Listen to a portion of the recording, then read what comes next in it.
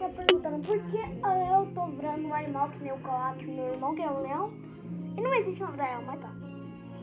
Então, galera, aqui eu vi uma série bem legal que a menina tem evolução de fraqueza, sabe?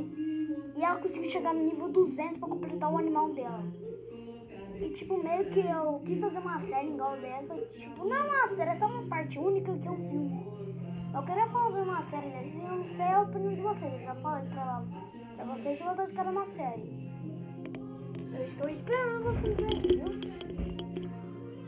Então, qual a resposta de vocês? Deixa no comentário aí, beleza? Então, vou mostrar aqui que o nome do meu irmão não aparece lá, mas ele é o Kawaki de Boruto, só que eu mudei um pouco ele. Só achei o nome da hora porque o Kawaki é um bicho bem bonito, tá ligado? Você vai almoçar não? Depois eu almoço. Aí tem, tipo, eu não sei, vocês escolhem se vocês querem uma série ou um mini filme.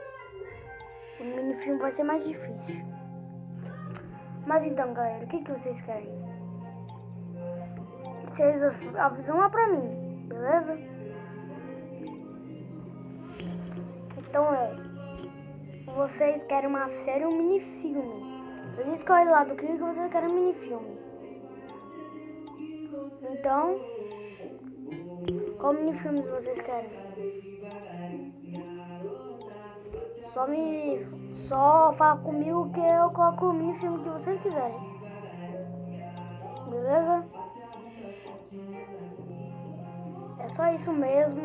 E obrigado pelos 10 inscritos. Eu tava falando isso pela terceira vez, né? Mas tá bom.